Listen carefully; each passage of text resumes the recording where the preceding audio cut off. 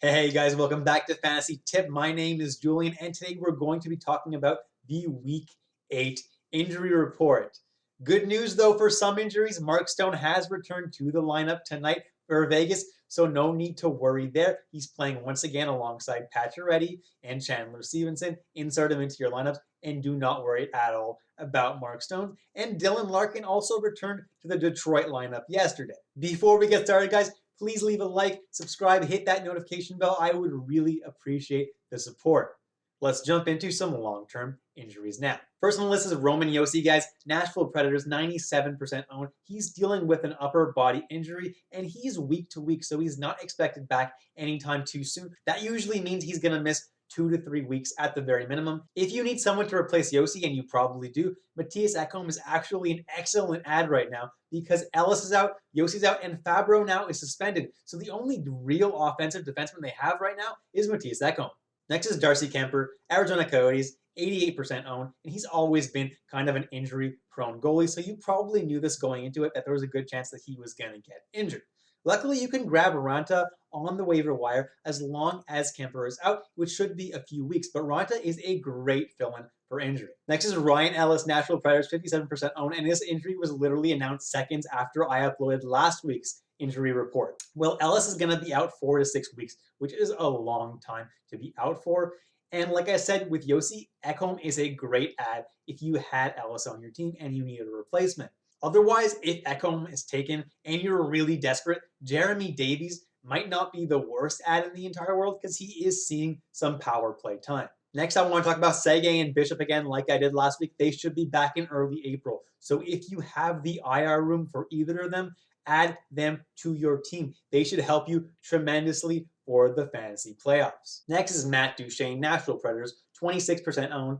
And geez, poor Nashville. They have 3 guys just on my list this week for long-term injuries. They're not doing so good, and they already weren't playing so well. If you had Duchene, you can safely drop him. He wasn't doing very well this year anyway, and now it looks like he's going to be missing the next 3 to 5 weeks. There's really no reason to hold Duchene anymore at this point.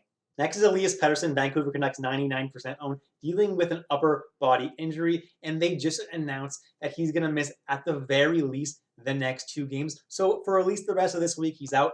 Hopefully next week early, he's back, but don't really count on it because we haven't had a whole lot of updates. For now, you can grab Tanner Pearson, 10% owned. He seems to be getting that power play time that Elias Pettersson had before.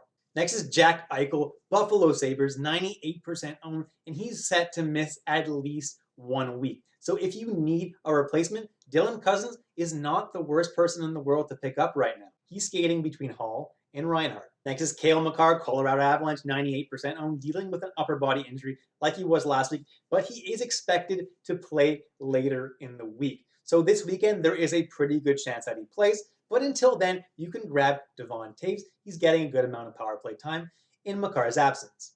Next is Tuukka Rask, Boston Bruins, 96% owned, and he seems to have hurt his back. We don't really know the severity of the injury yet, but hopefully it's not too severe. For those of you who are lucky enough to have Yaroslav Halak not owned in your league, pick him up quickly. He should get almost every single start as long as Rask is out. Next is Alex Pietrangelo, Vegas Golden Knights, 93% owned, and he's dealing with a hand injury. He just headed back home to Vegas, which is really not a good sign. He's not going to be back this week. He's not going to play this weekend, unfortunately. Hopefully, he can be back early next week, but I'm not really counting on it. For now, let's consider it a day-to-day injury, and let's hope he comes back next week.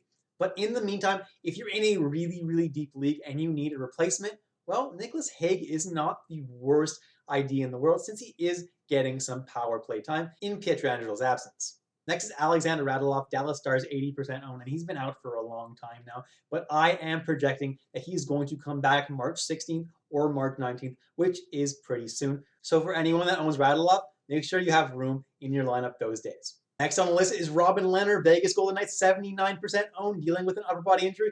He's been out for a good while, but finally some good news. As a Lehner owner myself, I'm really happy to hear that he's on a conditioning stint in the AHL with the Henderson Silver Knights. There's a good chance he might play a game with them, so he probably won't be back this week, but there's a pretty decent chance he comes back on Monday next week. He may not get the start on Monday, but he should at least be the backup on Monday, and then he might play the following game.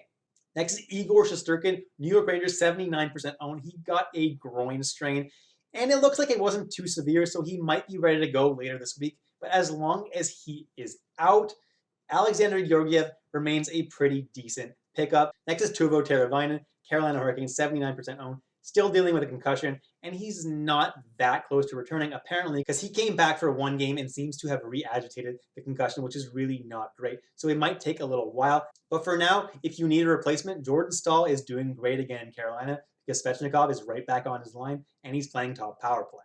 Next is Tom Wilson, Washington Capitals, 74% owned, and he's suspended for 7 games. That is a mighty long time. If you're in a shallow league, you can drop Tom Wilson.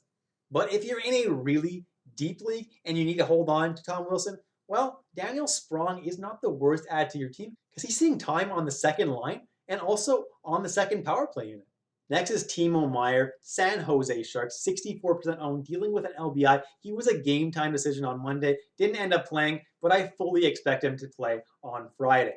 Next is Tomas Hertl, San Jose Sharks, 46% owned, still on that COVID-19 list, but should be back on Friday as well. If either of these guys miss the game on Friday, you can pick up Kevin Labanc. He's getting some decent opportunities right now in San Jose.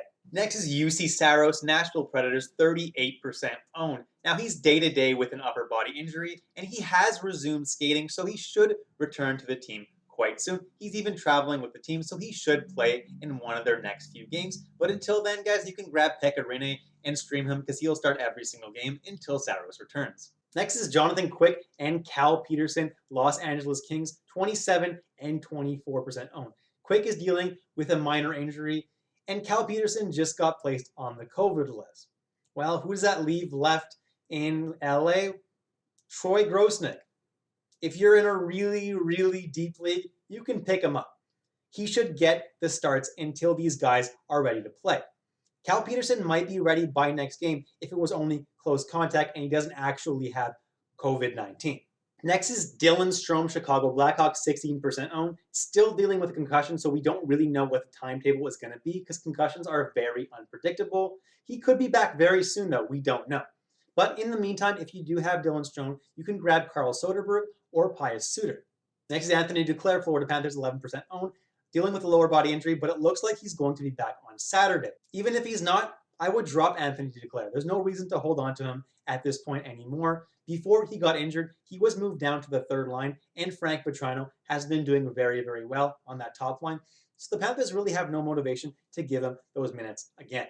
All right, guys, you've reached the end of the video. Thank you so much for watching all the way through. I really appreciate it. Please leave a like, subscribe, hit that notification bell, leave a comment, ask me a fantasy hockey related question. I'll be happy to answer you. Until next time, guys, stay safe, stay healthy, and I'll catch you in the next episode of Fantasy Tipped.